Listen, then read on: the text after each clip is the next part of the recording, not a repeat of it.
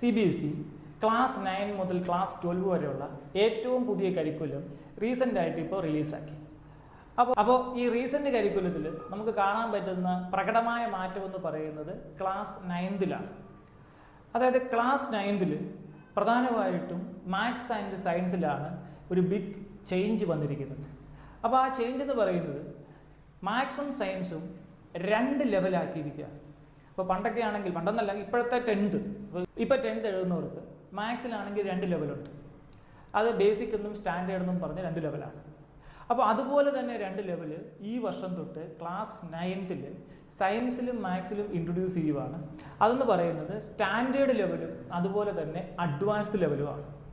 അപ്പോൾ ബേസിക് എന്ന് പറയുന്ന ഒരു ലെവൽ ഉണ്ടായിരുന്നു. അതായത് ഇപ്പോൾ ഈ വർഷം 10th എഴുതുന്നവർക്ക് അതുണ്ട്. ആ ഒരു ബേസിക് എന്ന് പറയുന്ന ലെവല് അടുത്ത വർഷം തൊട്ട് കംപ്ലീറ്റ് ആയിട്ട് റിമൂവ് ചെയ്യുവാണ്. അപ്പോൾ ബേസിക് എന്ന് പറയുന്നത് നമുക്കറിയാം കുറച്ച് ഈസി ആയിട്ടുള്ള ക്വസ്റ്റ്യൻസ് ആയിരിക്കും, അതുപോലെ തന്നെ കുറച്ച് ലിബറൽ ആയിട്ടുള്ള വാല്യുവേഷൻ, അതൊക്കെയാണ് അതിൻ്റെ ഒരു സ്ട്രാറ്റജി എന്ന് പറയുന്നത്. പക്ഷേ ഈ പറയുന്ന ചില ആൾക്കാർ അതിനെ മിസ്അണ്ടർസ്റ്റാൻഡ് ചെയ്യുന്നുണ്ട്. പഴയ ബേസിക്കാണ് പുതിയ സ്റ്റാൻഡേർഡ് എന്ന് പറഞ്ഞ് ചിലർ മിസ്അണ്ടർസ്റ്റാൻഡ് ചെയ്ത് വീഡിയോസ് ഒക്കെ ഇട്ടിരിക്കുന്നത് കണ്ടായിരുന്നു. പക്ഷെ അത് കംപ്ലീറ്റ്ലി തെറ്റാണ്. ഓർക്കുക, പുതിയ ഈ പറയുന്ന അല്ലെങ്കിൽ നമ്മുടെ പഴയ സ്റ്റാൻഡേർഡ് അതുപോലെ തന്നെയുണ്ട്. അതായത് ഇപ്പോൾ 10th കുട്ടികളൊക്കെ പാടാണെന്നോ അല്ലെങ്കിൽ ബുദ്ധിമുട്ടാണെന്ന് പറയുന്ന സ്റ്റാൻഡേർഡ് അതേപോലെ നിലനിർത്തിക്കൊണ്ട് അതിലും അഡ്വാൻസ്ഡ് ആയിട്ടുള്ള അല്ലെ അതിലും ഈ പറയുന്ന പോലെ ടഫായിട്ടുള്ള ഒരു പോർഷൻ അല്ലെ ഒരു ലെവൽ ഇൻട്രൊഡ്യൂസ് ചെയ്യുകയാണ്. അതാണ് എന്ന് പറയുന്നത് അഡ്വാൻസ് ലെവൽ എന്ന് പറയുന്നത്. അപ്പോൾ ഈ അഡ്വാൻസ് ലെവൽ എല്ലാവരും അറ്റൻഡ് ചെയ്യണമെന്ന് ചോദിച്ചാൽ അതിൻ്റെ ആവശ്യമില്ല.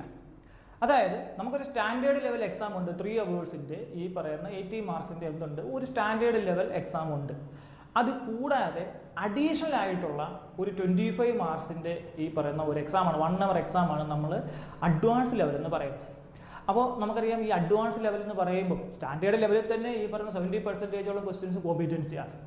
അപ്പോൾ ഈ അഡ്വാൻസ് ലെവൽ എന്ന് പറഞ്ഞാൽ ആ 25 മാർക്കിനാണ് അഡ്വാൻസ്. ആ 25 മാർക്കിൻ്റെ ക്വസ്റ്റ്യനും കംപ്ലീറ്റ് എന്തായിരിക്കും, ആ ഒരു കോമ്പിറ്റൻസി ബേസ്ഡ് ക്വസ്റ്റ്യൻ ആയിരിക്കും, അല്ലെങ്കിൽ അതൊരു പക്ക കോമ്പറ്റേറ്റീവ് എക്സാമിൻ്റെ ക്വസ്റ്റ്യൻസ് ആയിരിക്കും.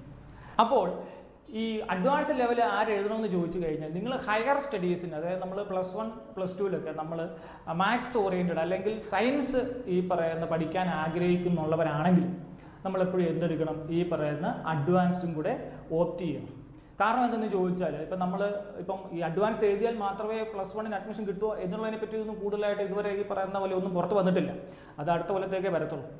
ചിലപ്പോൾ ഇനി അങ്ങനെ ആവശ്യമില്ലെങ്കിൽ പോലും ഇപ്പോൾ ഒരു കുട്ടി അഡ്വാൻസ്ഡ് പാസ്സായിട്ടുള്ള ഒരു കുട്ടി അവിടെ നിൽക്കുമ്പോൾ അപ്പോൾ അഡ്വാൻസ് ഇല്ലാത്ത ഒരു കുട്ടിക്ക് അവരെന്തായാലും സയൻസിന് അഡ്മിഷൻ കൊടുക്കത്തില്ല, അല്ലെങ്കിൽ സയൻസിനും മാത്സിനും ഈ പറയുന്ന അഡ്മിഷൻ കൊടുക്കത്തില്ല. അപ്പോൾ അഡ്വാൻസ് ഉള്ള കുട്ടിക്ക് കൊടുത്തതിന് ശേഷം മാത്രമേ അത് ക്ലിയർ ആകാത്ത ഒരു കുട്ടിക്ക് ഈ പറയുന്ന പോലെ എന്ത് കൊടുക്കത്തുള്ളൂ, ഈ പറയുന്ന നിങ്ങൾ ഹയർ സ്റ്റഡീസിന് അഡ്മിഷൻ കൊടുക്കത്തുള്ളൂ. പിന്നെ ഇതിൻ്റെ മാർക്ക് നിങ്ങളുടെ ഈ പറയുന്ന പോലെ 10th പെർസെൻറ്റേജിലൊന്നും കൂട്ടത്തില്ല. പകരം ഈ പറയുന്ന നിങ്ങൾ മാത്സിനും സയൻസിനും അഡ്വാൻസ് ലെവൽ കംപ്ലീറ്റഡ് എന്ന് പറഞ്ഞിട്ട് നിങ്ങൾക്കൊരു ഒരു പവർഫുൾ ടാഗ് ലൈൻ അല്ലെങ്കിൽ ഒരു പവർഫുൾ ലൈൻ നിങ്ങളുടെ സർട്ടിഫിക്കറ്റിൽ അല്ലെങ്കിൽ റിസൾട്ടിൽ വരും.